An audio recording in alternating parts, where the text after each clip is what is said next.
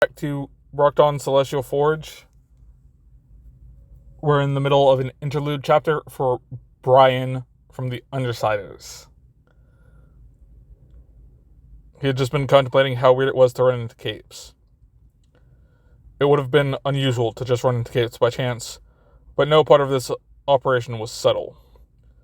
The Tinker had followed the sound of their fight with Oni Lee, and the Bog Cape had followed Long's staging point.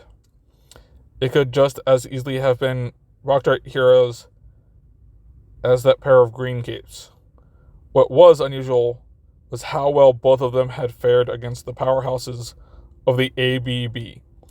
The Tinker had taken over a fight that was pushing the entire team to their limits and walked out of it with only a frayed coat, while Oni Lee slunk off with a broken arm.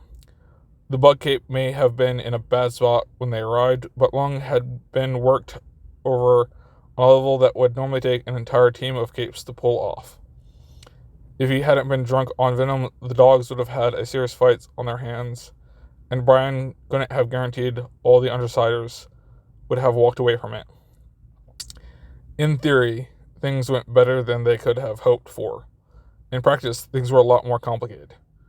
Rather than the elation of a successful job, the morale of the group was mixed. Bitch was in her usual foul mood. It looks like it's bolded, which is why I said it like that. The job had been purely defensive. It countered an imminent threat to the team. We didn't have any payout or loot.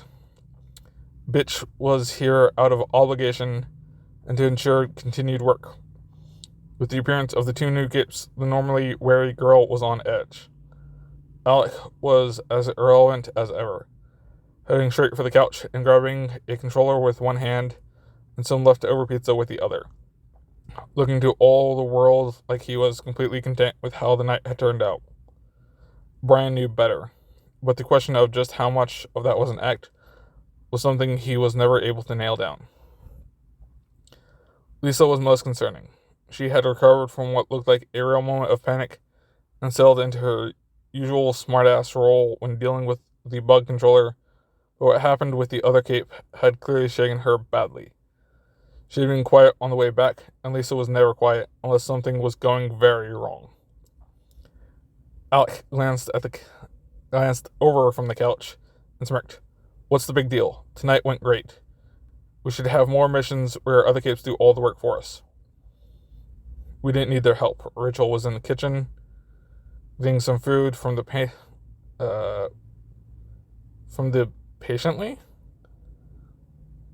patiently waiting Brutus, Judas, and Angelica. Brian knew what she was concerned about. Rachel felt takes were being split too many ways already. She would oppose any recruitment attempts, both to protect her share and out of general distrust. The thing was, the Undersiders needed new blood. They had reached the limit of what they could handle with 4 people. Lisa might be spooked, but Brian doubted that would matter, as the boss had been pushing for recruitment.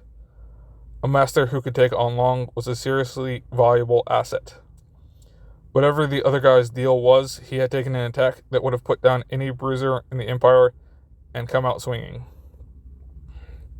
Are you kidding? Did you see that first guy at work? Oni Lee is lucky to still have that hand after that hit.